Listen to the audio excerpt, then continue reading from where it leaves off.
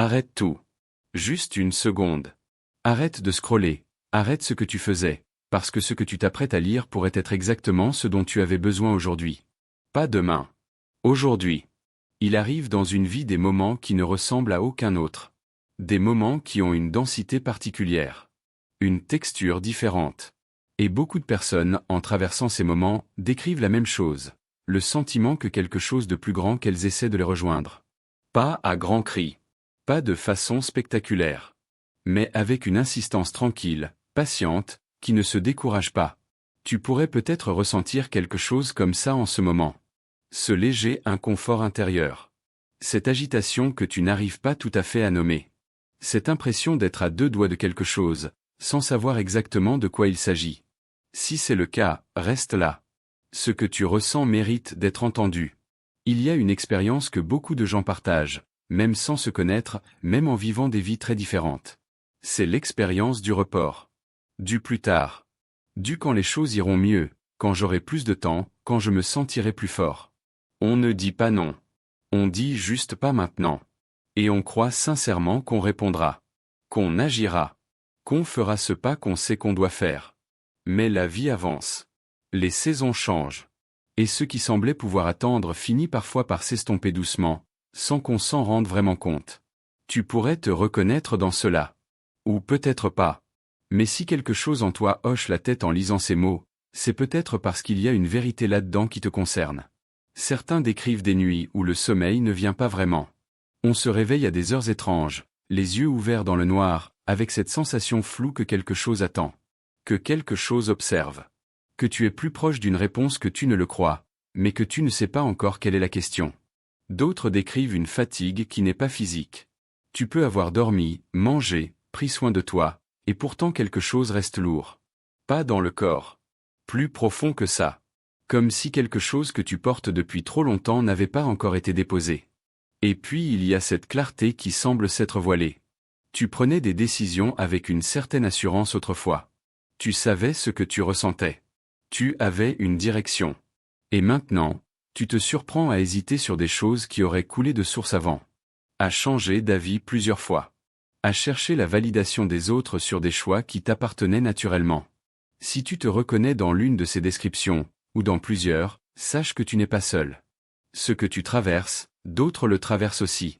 Et ce n'est pas une faiblesse. Ce n'est pas un échec. C'est souvent le signe que quelque chose en toi cherche à se réaligner.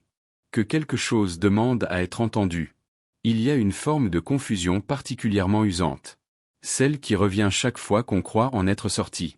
Celle qui rend les décisions simples compliquées. Celle qui efface le discernement qu'on croyait avoir. Et pour certaines personnes, cette confusion-là n'est pas ordinaire. Elle est plus tenace. Plus envahissante. Comme si quelque chose avait intérêt à ce qu'elle reste dans le flou. Beaucoup de croyants appellent ça de la guerre spirituelle. L'idée que lorsqu'une vie est destinée à un impact réel, il y a des résistances qui ont intérêt à ce que cette vie reste immobile. Que la confusion n'est pas toujours accidentelle. Qu'elle est parfois entretenue, de l'extérieur de soi, pour empêcher quelque chose de plus grand d'émerger. Tu peux adhérer à cette lecture ou non. Mais il reste une vérité universelle. Quand une âme sait qu'elle est appelée à quelque chose et qu'elle continue de reporter la réponse, quelque chose se dérègle. Pas dramatiquement. Pas violemment. Mais doucement. Progressivement. La paix s'effiloche. La clarté se voile. Le sens s'estompe. Et on finit par fonctionner sans vraiment vivre. Par s'activer sans vraiment avancer. Par sourire en public et se taire dans la voiture sur le chemin du retour. Beaucoup de personnes décrivent un moment précis où quelque chose en elles semble se débloquer. Pas forcément un événement extérieur.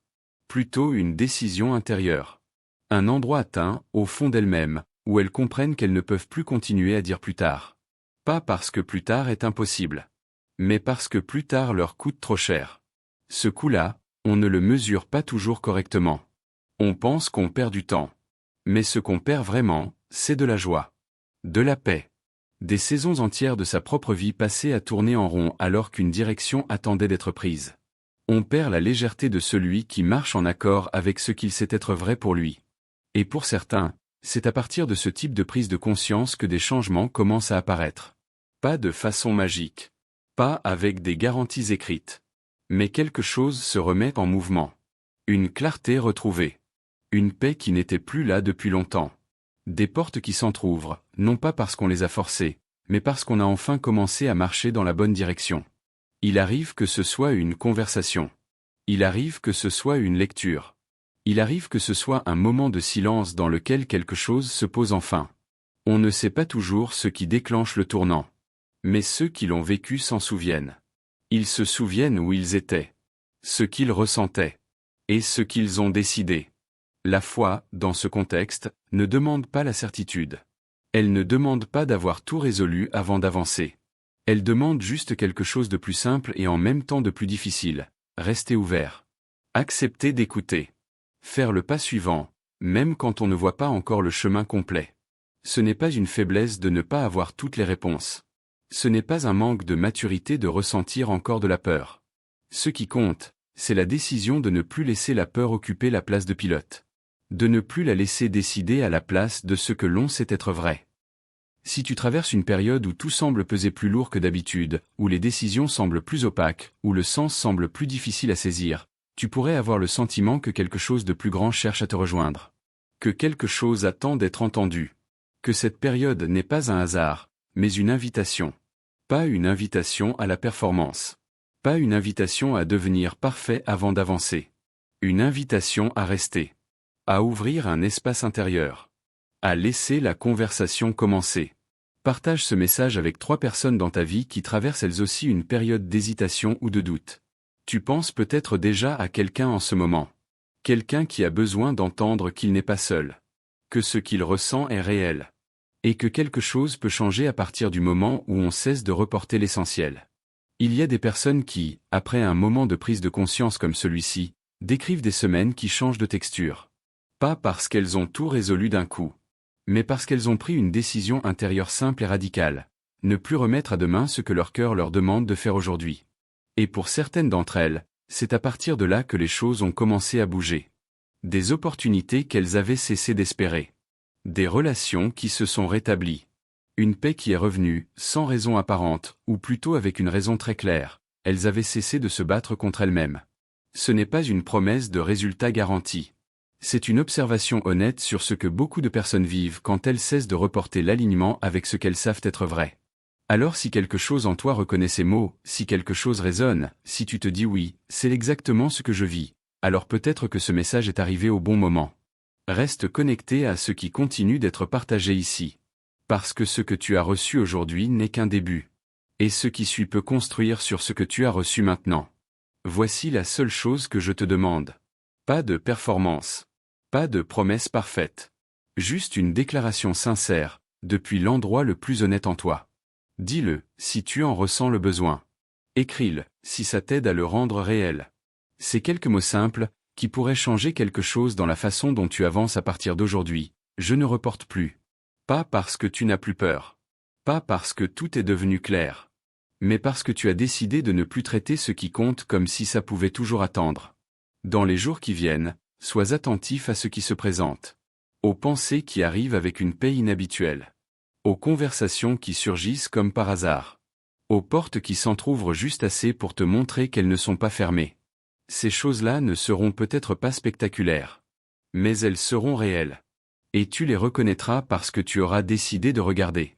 Beaucoup de personnes décrivent, quelques semaines après un tournant intérieur comme celui-ci, un avant et un après très clair.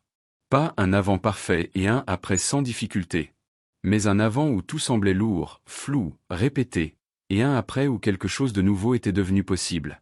Et quand ce moment arrive pour toi, quand la clarté devient indéniable, quand tu regardes en arrière et que tu vois d'où tu viens, souviens-toi de ce que tu as ressenti ici.